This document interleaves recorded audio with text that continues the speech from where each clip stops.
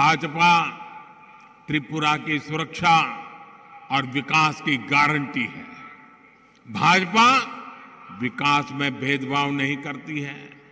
भाजपा झंडे के आधार पर सरकारी लाभ में भेदभाव नहीं करती, क्योंकि भाजपा बदले की नहीं, बदलाव की राजनीति करती है। जनहित और राष्ट्रहित की राजनीति करती है। इसलिए पिछली बार की तुलना में इस बार भाजपा ज्यादा वोटों के साथ वापसी कर रही है, आपके आशीर्वाद से कर रही है। और मैं आपको वादा करता हूं, एक एक वादा पूरा करूंगा।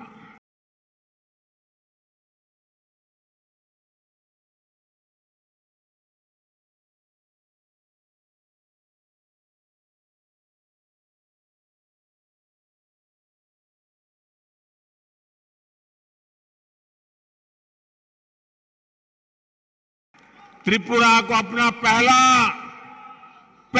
आजादी के 75 साल के बाद पहला डेंटल कॉलेज आपको मिला है।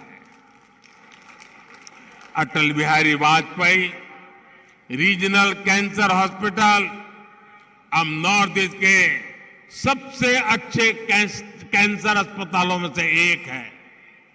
जनजातीय क्षेत्रों में बड़ी संख्या में एकलव्य मॉडल आवासीय स्कूल खोले जा रहे हैं।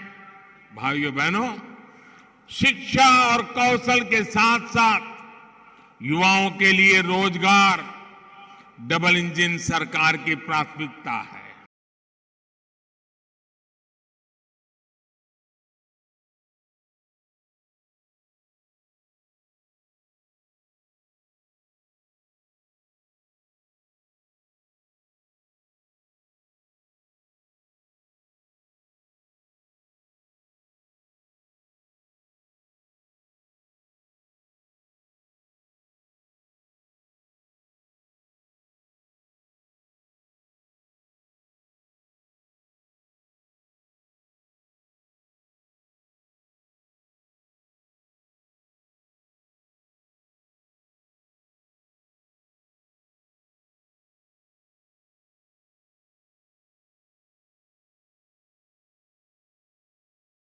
वामपंथी और कांग्रेस अपनी सत्ता की भूख मिटाने के लिए कुछ भी कर सकते हैं। अब देखिए, इनकी ये कांग्रेस और लेफ्ट केरल में क्या कर रहे हैं। कल ही आपने देखा होगा, मारधाड़ कर दी उन्होंने, दोनों ने एक दूसरे के खिलाफ। केरल में कांग्रेस और वामपंथ के बीच में कुश्ती चल रही है, लड़ाई चल रही है, और त्रिपुरा में दोस्ती कर रहे हैं। केरल में कुश्ती, त्रिपुरा में दोस्ती। लेकिन नेताओं की ये दोस्ती क्या कांग्रेस के कार्यकर्ताओं और वोटरों के बीच भी हो सकती है क्या? कांग्रेस के वो कार्यकर्ता, कांग्रेस को वो पुराने वोटर जिनको दशकों तक लेपवालों ने प्रताड़ित किया, तंग किया, चोट पहुंचाई, उनके जवान बेटों को मार दिया, क्या हमारे ये लोग लेप के इन करतूतों को भूल जाएंगे क्या? ये नेता लोग सत्ता भूख में उन पर हुए अत्याचारों का भुला करके राजनीतिक स्वार्थ के लिए निकल पड़े हैं।